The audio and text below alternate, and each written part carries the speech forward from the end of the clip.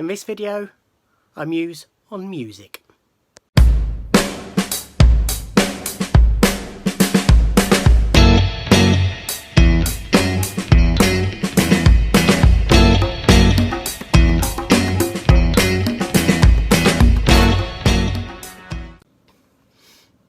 Ahoy everybody, and welcome to this video, and today I will be talking about my love of music.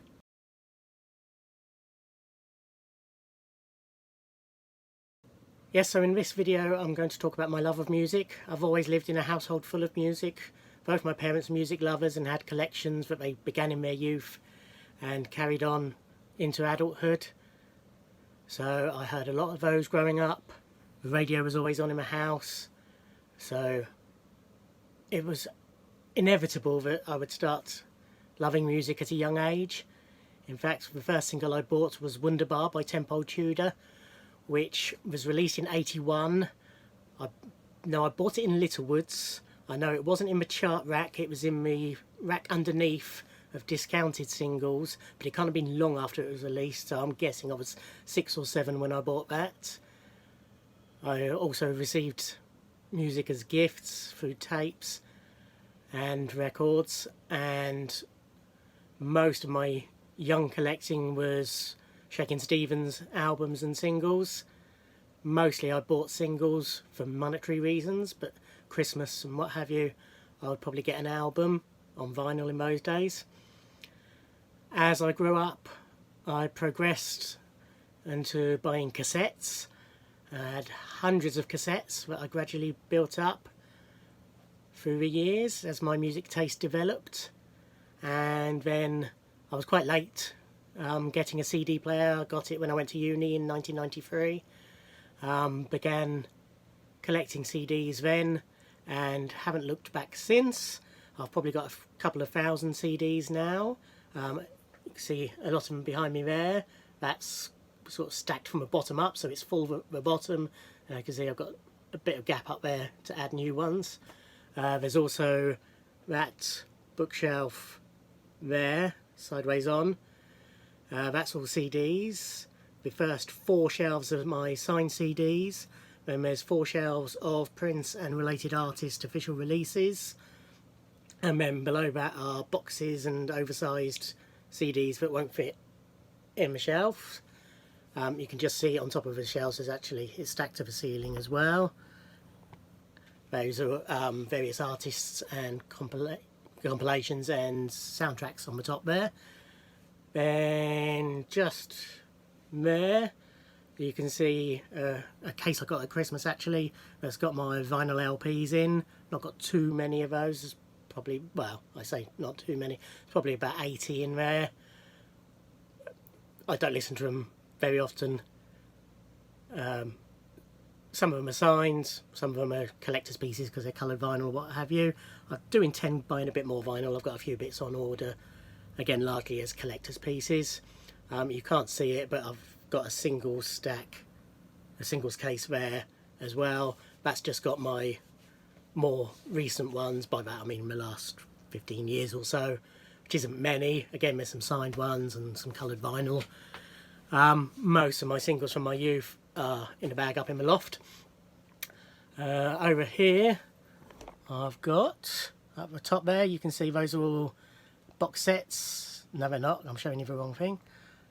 Over there on top of my Blu-rays and DVDs, you can, terrible, let's do this properly.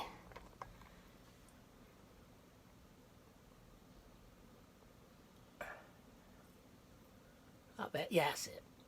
Up there on top of my Blu-rays, those are all music box sets, and there's a few up on there, although those are mostly DVD and Blu-ray box sets, but there's a few CD ones in there.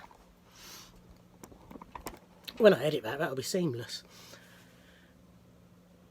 Under my bed I've got cases full of bootleg CDs, mainly Prince, but also Beatles and Bowie and Guns N' Roses and Chili Peppers and various others. I used to collect bootlegs quite heavily. For many years I had a trading website where I used to swap discs with people. Yes, so as you can see, I am an avid collector. I've got a broad taste in music, which we will discuss a bit later. But once I like an artist, I tend to collect everything that they release. So that's all their albums, and then if they've got B-sides, I will collect CD singles or compilations of B-sides or whatever I can to get those. Vast majority of music I buy physically, as you can tell. If something is only available digitally, then I will download it, usually on iTunes. Mostly I listen to music. Once I've got an album, I'll listen to it through once, rip it to iTunes, and then it goes on my phone, and I will listen to it at random on shuffle, so it'll crop up time and again.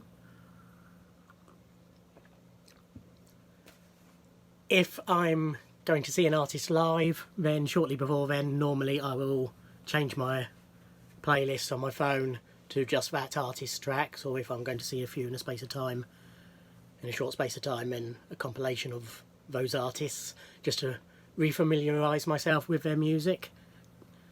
I like going to see live concerts. I go to as many as I can each year. It's not always easy with my shifts at work, because I work many evenings.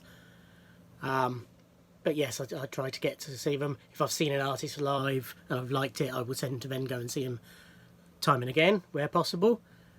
Prince I've seen live, or saw live, a dozen or so times. Robbie Williams the same, I've seen him a dozen times. Yes, so that's how I consume music. As I say, I've got a broad taste, from bubblegum pop, you can't beat a decent pop song, through to heavy rock, not so much metal, but a bit of metal, but definitely heavy rock, sort of Guns N' Roses, Zeppelin, that sort of thing. Bit of grunge, then jazz, bit of folk, if singer-songwritery folk, like Joni Mitchell, people like that. Funk, as you've probably already gathered by a couple of mentions and my t-shirt. My main man is Prince. I've got everything he ever released, plus a lot of stuff that he never released on bootlegs, as was already discussed. Big Beatles fan, Bowie, Britpop era, Blur, Blue Tones, Sleeper, Elastica, huge Divine Comedy fan, and a couple of Irish singer-songwriters I've been introduced to via them. That's Duke Special and recently Jealous of a Bird, so I'm just getting into. Lots and lots and lots. As I say, huge spectrum. Give you an idea, to my left here is my to listen to pile. This will give you a rough idea of the diversity of my tastes, although it is at the moment purely through fluke, a bit soundtrack heavy. But so first up is Shock Treatment, which is the sort of sequel to Rocky Horror, the continuing adventures of Brad and Janet. So this is the Blu-ray set, but it has the soundtrack CD as part of the set, so I've yet to listen to that. But it's a great film, and musically it's actually superior to Rocky Horror, in my opinion, and lots of people's opinion. But yeah, I've got that to listen to. This is, as you might be able to make out, this is Bowie. When the New Career in a New Town box set came out of Bowie's Berlin era plus Scary Monsters, there was a fault on the track Heroes on the album Heroes as a sound fault, which has been corrected, and they've issued replacement discs. So that's a replacement disc of that, ready to listen to. This is the soundtrack to the film Crimes of Passion. Bit of glare there, sorry. Yeah, I'll tilt it, that's a bit better. As you can see, it's signed by the composer Rick Wakeman. Got that through Pledge Music. Mainly got it for the signature, but Crimes of Passion's a film I enjoy, so that's another soundtrack. This is the new album by Franz Ferdinand, Always Ascending, sorry. Loved their first album, haven't had any since, but this was available with a signed poster, so I ordered that through recordstore.co.uk. The poster is huge, it's just under A1 size, so it's in a folder, black folder behind the telly there. But yeah, so that's their new album. Had a little HMV binge a few weeks back. This is the album that was released at Christmas, similar to the Elvis ones that happened. It's Aretha Franklin with an orchestral backing. I've got most of Aretha's sort of certainly all classic era Atlantic recordings. I haven't got her very early stuff, and I haven't got her 80s stuff. But yeah, this has got all the classic songs like Think and Say a Little Prayer and You Make Me Feel Like a Natural Woman and Son of a Preacher Man and Respect. So that should be good. This is an interesting one. This is a local band called The Lost Boys. Saw them supporting the Blue Tones a couple of years back. I helped fund the recording of their album via Indiegogo, I think it was. And one of the perks was a CD of otherwise unreleased tracks. I've had some EPs out before, so as you can see it's all handwritten and everything. But that's what that is. Good band, sort of blue, Britpop-y, moddy. Paul Weller's a friend, and they work at his studios, so it's that sort of style of music. Yeah, very good band, The Lost Boys. I've listened to the album was great. Taylor Swift's new album. She's just a great pop artist. Love 1989. Love the songs that I've heard so far for this, so looking forward to giving that a spin. Royal Blood's second album. Really like the first one. I picked up on them when they played the Brit Awards, I think it was.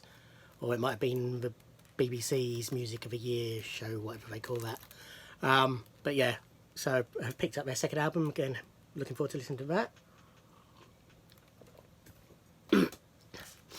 This is No Words by Eric Leeds and Paul Peterson, or LP Music.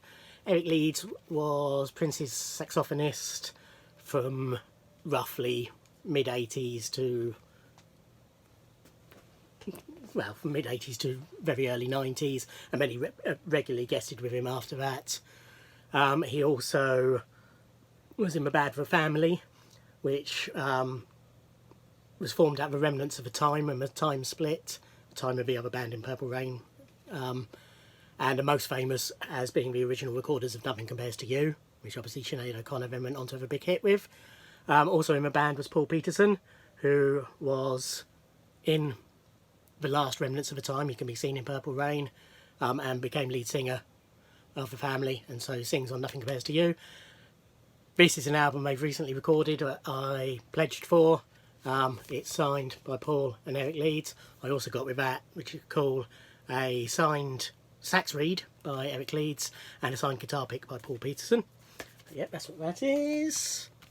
Britpop Band Space, this is their new album, again by pledge, signed by the band. Back to a soundtrack. This is Spy Who Loved Me soundtrack. I'm gradually collecting all the Bond soundtracks. I've got about 2/3 of them now. I've got this on vinyl actually, but I finally got around to getting it on CD. Another soundtrack. As I say, it is soundtrack heavy. I don't really listen to that many soundtracks. It's just coincidence that I've had a few in a short space of time. This is Popeye, the Robin Williams film from 1980. Yes, 1980. All the music, it's a great film. It's one of my favourites as a kid and growing up. I was a big Popeye fan as a kid, even dressed up as him for a fancy dress competition. Great film, very underrated I think. Music is excellent, and it was all written by Harry Nilsson, who I'm a big fan of, and this has got, the first CD is all the music, including some unused tracks from the film, and the second CD is all Harry Nilsson's demos, so that should be really good. But yeah, that's the Popeye soundtrack. This is the latest CD by Thomas Truax, who's an artist who's rediscovered supporting Duke Special. He's an eccentric musician, very talented. He creates his own instruments. He's got a drum machine called Mother Superior, which are two big bicycle wheels that go round and has got spokes on them that hit the drum, and without seeing it it's difficult to explain, but I highly recommend checking out Thomas. Got this directly through Thomas, asked him to sign it, which he has signed and personalised, and he included a nice little note in with it as well. He's done similar for other albums. I bought a bulk for it. He was having a sale, so I bought all his old albums and he signed them all for me and put a nice note in and sent me a little Christmas card a couple of years back. It was really nice of him. Highly recommend Thomas. Eccentric, not mainstream, but really talented, good songwriter, excellent live performer as well. You must, if you get a chance to see him, do. Martika's Kitchen, the deluxe edition. Love Martika, was madly in love with her as a youth.